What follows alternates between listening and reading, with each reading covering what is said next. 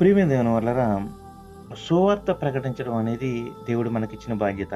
ఆ సువార్త ద్వారా అనేకులు నిత్య జీవం పొందుకోవాలనేది దేవుని యొక్క ఉద్దేశం.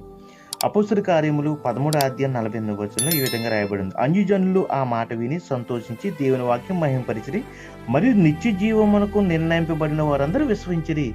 ఎవరైతే నిత్య జీవం వెళ్ళి దేవునితో యుగయుగాలు ఉంటారో వారు కంపల్సరిగా దేవుని వాక్యాన్ని విని దేవుని మహిమపరిచి పశ్చాత్తాపడి మారుమనసు పొంది క్రీస్తుని అంగీకరిస్తారు. వారు నిత్య జీవానికి వెళ్తారు. ఈ రోజుని సువార్త అనేది మత మార్పిడని క్రైస్తవుని హింసిస్తున్న దూషిస్తున్న మతోన్మాదులు కావచ్చు, ఇతరులు కావచ్చు, అర్థం కావట్లేదు. క్రీస్తు మత మార్పిడి చేయడానికి రాలేదని మనసు మార్పిడి చేసి వారికి నూతన హృదయం, నూతన మనసు ఇచ్చి పరలోక రాజ్యానికి తీసుకెళ్లాలని ఆయన వచ్చాడు. ఆయన శిష్యుని పంపించాడు. ఈనాడున్న క్రైస్తవుని సువార్త ప్రకటించి నరకం నుంచి అనేకం తప్పిస్తున్నాడు. ఈ విషయం ప్రతి ఒక్కరు అంగీకరించి సువార్త అంగీకరిస్తే కనుక